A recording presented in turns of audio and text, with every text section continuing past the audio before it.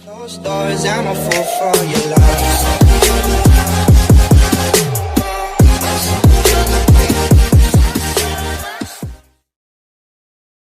So, hello guys! Welcome back to my channel. At, ayun, gagawin natin today is magti-taste test tayo ng isa sa mga Korean food na instant noodles na beef bulgogi, fried noodles.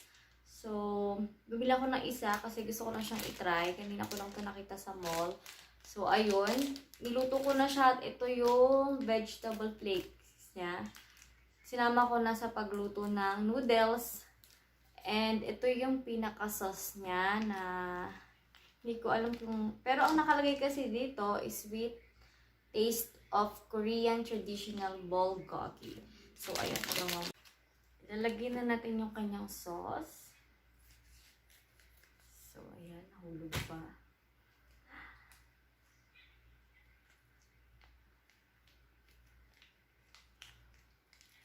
Ayan ang lasa niya.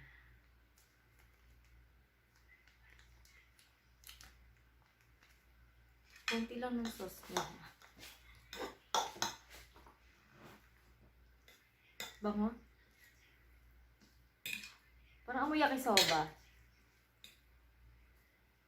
So, ayun.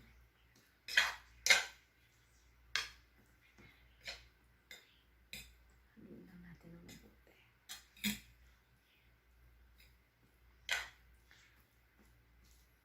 Yung bili ko dito kanina parang 48 pesos ata siya. Medyo mahal lang siya.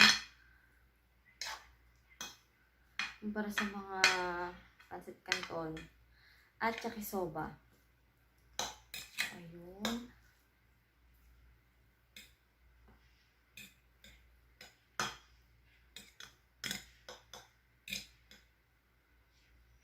Tignan natin kung masarap pa. So, ito guys, ito yung unang subo para sa inyo. So, tikman na natin.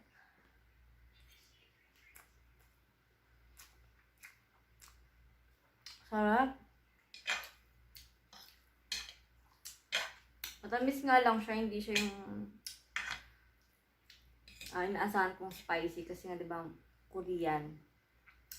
Ang Korean noodles. So, ayun, matamis siya. Sarap.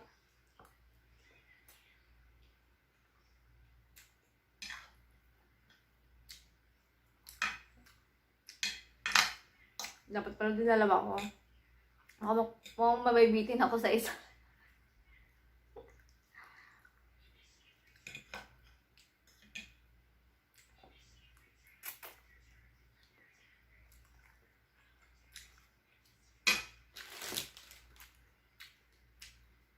Masarap siya.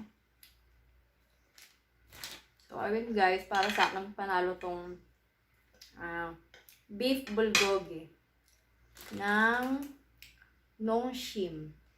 Yun lang nakalagay eh. Hindi ko mabasa yung iba kasi hindi ko na maintindihan yung sulat nila.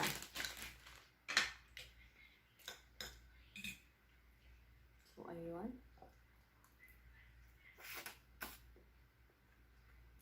Sarap. Tikman mo.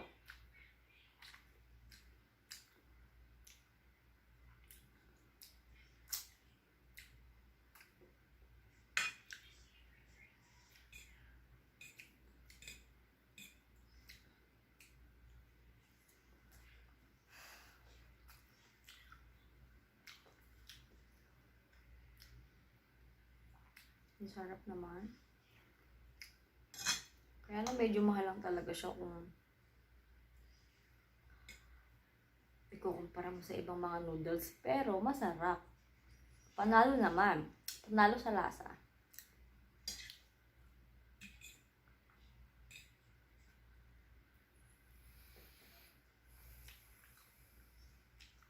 Fried noodles, kala ko.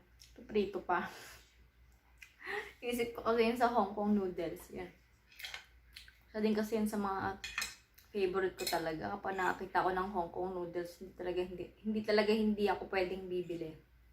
Ay, hindi pwedeng hindi ako bibili. Kaya lang dito kasi sa amin walang ganun. mga Hong Kong noodles, mga fried noodles. Sa SM pa ata meron. Pero yun, kakain ko na lang to. Sarap. Masarap to, may tinapay, no?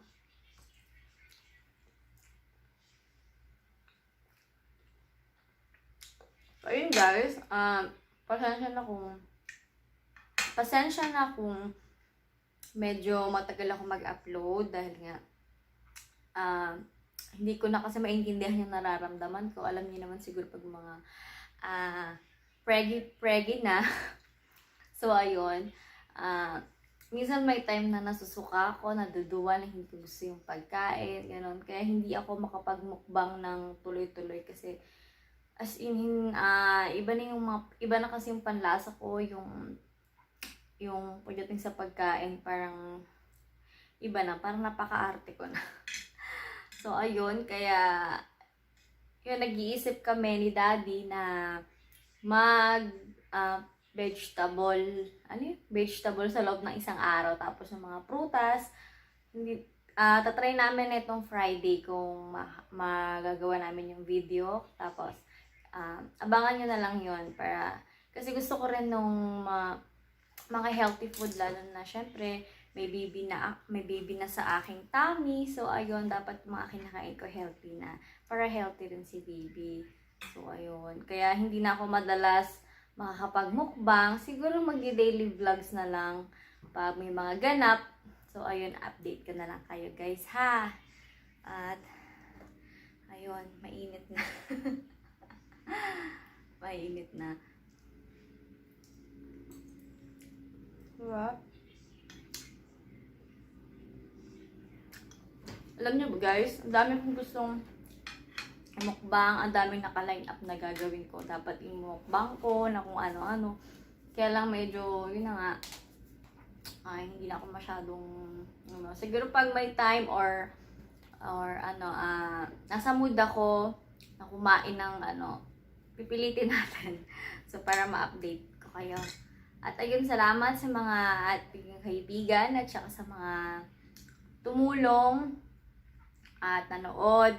Kasi konti na lang may hit na natin yung watch hour natin. So, ayun. Gusto mo tikman? Tara, tikman mo. Gusto to tikman ni Daddy kasi natikman ba yun niya to, yung bulgogi sa bonchon. Pero hindi ganyan yung noodles niya. Pero hindi daw ganito yung noodles. Kasi magkaiba naman tulog eh. Dito ka na. Hindi ka kita. Yeah. So, ayun, titikman niya.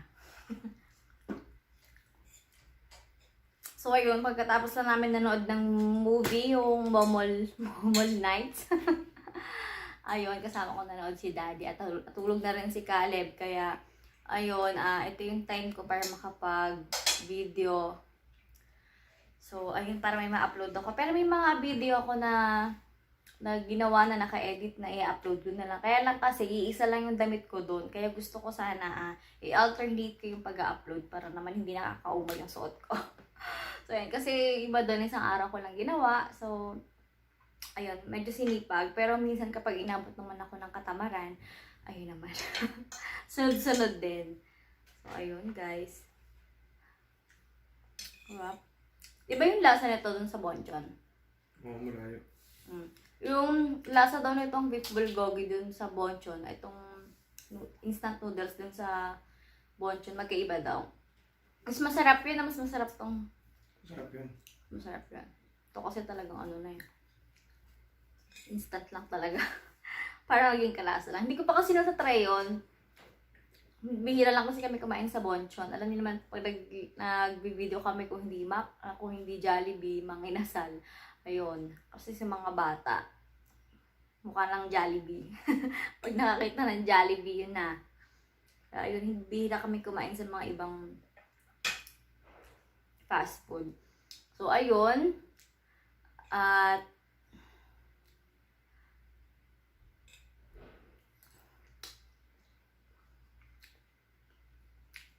alas 12 na, no?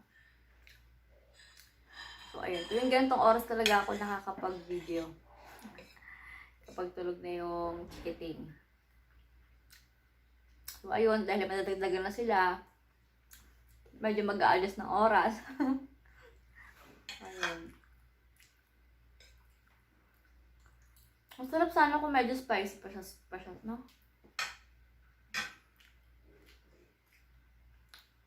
So, ayun guys. Isang noodles na naman yun. So, ayun. Kaya, mabilis na ubos. Kasama pa si Daddy. Pero hindi na siya sumama sa video kasi nga, naantok na rin siya. At gusto lang yung tikman yung eto, kung masarap daw ba. So, ayun nga. At, ayun guys. Maraming salamat sa inyo. Sana nag-enjoy kayo at i-share ko sa inyo yung ating taste test. Para sa akin masarap siya. Okay naman siya. Kaya lang medyo pricey siya dun sa lasa niya. Okay naman para sa akin. Masarap. So, ayun. Try nyo na lang to sa mall. Meron na ito nabibili sa mga hilera, sa supermarket, sa hilera ng mga noodles. Nakita ko lang to kasi may hinahanap akong noodles. Yung samyang sana yung gusto kong itry. Kaya lang, nung nakita ko to, sabi ko parang bago. Pero may nakita ako na may mga nag-video na nito. So, hindi ko matagal na to. Bago lang sa paningin ko. Ngayon ko lang kasi talaga ito nakita. Kaya, ayun sabi ko, gagawin ko na lang ng taste test. So, ayun guys. Good night!